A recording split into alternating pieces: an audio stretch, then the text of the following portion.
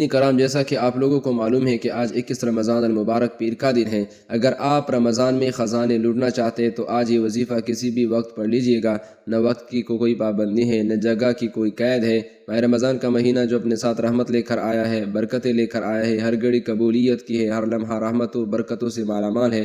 سحرے میں رونق ہے، افطاری میں رونق ہے، ساری رات رحمت برکتیں برس رہی ہے۔ یہ وہ دن ہے کہ اس دن جو شخص، جو بندہ، جو پریشان بہن یا بھائی صرف ایک مرتبہ 10 سے 15 سیکنڈ کا یہ آسان سا عمل کر لیتا ہے، اس کی بیٹھے بیٹھے وہی تقدیر بدل جاتی ہے۔ پورے دن میں صرف ایک مرتبہ کسی بھی جگہ پر کسی بھی وقت بیٹھ کر سکون کے ساتھ یہ وظیفہ کر لینا۔ جب کوئی بندہ رمضان کے مہینے میں روزے کی حالت میں توجہ، دھیان، خلوص نیت کے ساتھ رب کریم سے مانگنا شروع کرتا ہے تو اس بندے کے قریب غیبی فرشتہ مقرر ہو جاتا ہے۔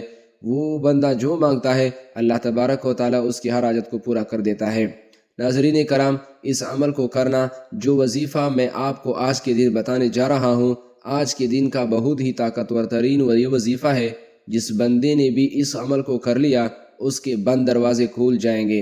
رمضان المبارک کا مہینہ ابھی بھی باقی ہے، ابھی بھی موقع ہے۔ اگر اپنے رب کو راضی کرنا چاہتے ہو، اپنے رب سے خزانے لوٹنا چاہتے ہو، پورے سال کی عیش و آرام چاہتے ہو، پورے سال کی آسانیاں چاہتے ہو، تو ان اعمال کو کرو۔ جو وظیفہ میں آپ کو بتا رہا ہوں، جو عمل میں آپ کو بتا رہا ہوں، وہ آپ کے پورے سال کی روزی کے لیے کافی ہوگا۔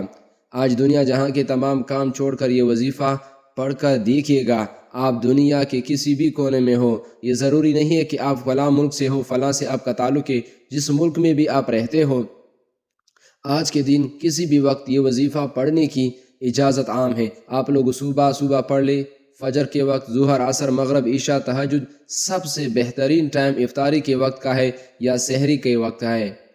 ناظرین کرام، یہ دو وقت ایسے ہیں کہ اس وقت پڑھ لے تو آپ لوگ یقین کریں 100% گارنٹی کے ساتھ جو بھی اپنی حاجت ذہن میں رکھ کر بیٹھیں گے، اللہ تبارک و تعالیٰ آپ کے تمام حوائج کو اپنی درگاہ میں قبول فرما دے گا۔ اس کا طریقہ کار کچھ یوں ہے، باوضو مصلی پر بیٹھ کر آپ نے سب سے پہلے نبی کریم صلی اللہ علیہ وسلم کی ذات مبارکہ پر درود پاک پڑھنا ہے۔ درود آپ کون سا بھی پڑھ سکتے ہیں، لیکن بہترین درود ابراہیم ہے۔ آئیے وہ درود ابراہیمی میرے ساتھ سماعت فرمائیں۔ اللہم صلی علی محمد وعلی آل محمد کما صلیت علی ابراہیم وعلی آل ابراہیم انک حمید مجید۔ اللہم بارک علی محمد وعلی آل محمد کما بارکت علی ابراہیم وعلی آل ابراہیم انک حمید مجید۔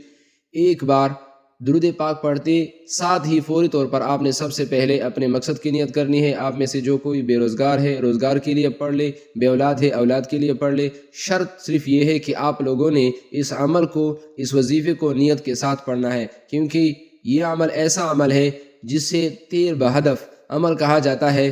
آپ لوگوں نے سب سے پہلے اپنے مقصد کی نیت کرنی ہے، اپنے خاص مقصد کی نیت کرتے ساتھ ہی آپ لوگوں نے فوری طور پر ایک بار اعوذ باللہ من الشیطان الرجیم پڑھ کر وظیفے کا آغاز کرنا ہے، اور پھر فوری طور پر آپ اپنی آنکھوں کو بند کر لیجئے گا۔ یوں محسوس کیجئے گا کہ دنیا سے آپ کا تعلق ختم ہو گیا ہے اور آپ رب کے حضور پیش ہیں۔ اور پھر آپ نے سب سے پہلے نمبر پر جو وظیفہ پڑھنا ہے وہ وظیفہ یا حی یا قیوم کا ہے۔ یا حی یا قیوم یہ اللہ تعالیٰ کے صفاتی نام ہے۔ جب اللہ تعالیٰ کو اس کے صفاتی ناموں کے ساتھ پکارا جاتا ہے تو اس سے اللہ تعالیٰ بہت خوش ہو جاتا ہے۔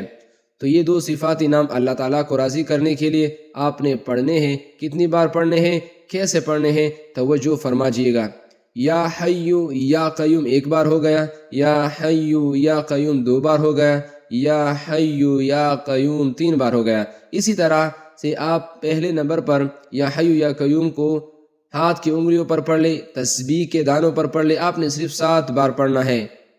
جب 7 مرتبہ پہلے نمبر والا وظیفہ یا حی یا قیوم کا آپ لوگ پڑھ لیں تو اس کے فوراً بعد اپنے ہاتھوں میں تسبیح پکڑ کے آپ جو وظیفہ آپ کو دوسرے نمبر پڑھنا ہے، یہ کمال کا وظیفہ ہے، بہت ہی پاورفل وظیفہ ہے۔ شاید آپ نے اپنی زندگی میں اس سے زیادہ پاورفل وظیفہ نہ کیا ہو۔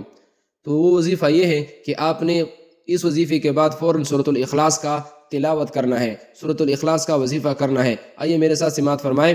اعوذ باللہ من الشیطان الرجیم بسم اللہ الرحمن الرحیم قل هو اللہ احد اللہ الصمد لم یلد ولم یولد ولم یکن له کفوا احد۔